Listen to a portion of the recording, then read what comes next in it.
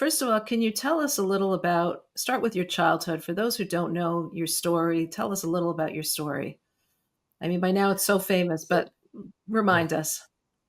Well, first of all, I'm not from Russia. I'm from the Soviet Union, and that was a big, big difference because Soviet Union was like the biggest probably empire in the world, the biggest dictatorship in the world, controlled one third of the world. It's uh, it had full control over the life and minds of 200 million Soviet citizens. It's controlled them by fear of being punished.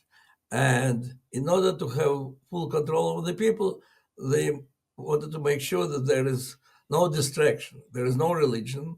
Religion is, as they were quoting Marx, opium for the people, poison. There should be no national loyalties, whether to Ukraine or to Georgia or to Armenia or any other dozens of republics. And definitely the Jews should not feel themselves connected to anybody outside of the borders of Soviet Union, what means to their people and to their state, and should have no connection to religion, of course. Right. So the result, I was already the second generation of absolutely assimilated Soviet Jews. I was born and grew up in Donetsk, Ukraine. Today it is the center of the war between Russia and Ukraine. Then nobody would even think for a moment there'll be, it's one big Soviet empire. And I grew knowing nothing about my Jewishness, no religion, no synagogue, no language, no book in Hebrew, no place where you can buy such a book, no holidays, Purim, Pesach, it didn't exist in our lives, no Brit Milah, no Bar Mitzvah, nothing. The only really Jewish thing which was in our life was anti-Semitism. A lot of Mm. anti-Semitism, both in the street and the policy of Soviet Union. So all the discussions at home are about restrictions for Jews, about what kind of career you can do, what you cannot do. Uh, and the message of the parents was very clear.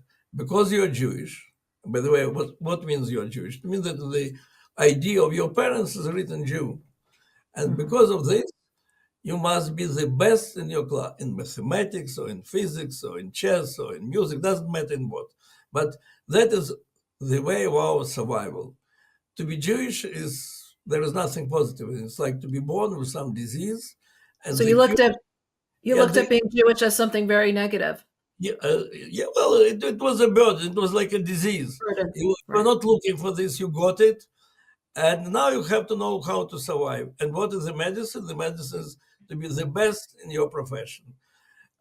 That's the beginning of that. And in fact, that was until the 1967 when Six-Day War, and the result, Israel entered in our life through awful anti-Israeli, anti-Zionist, and in fact anti-Jewish propaganda in the Soviet Union.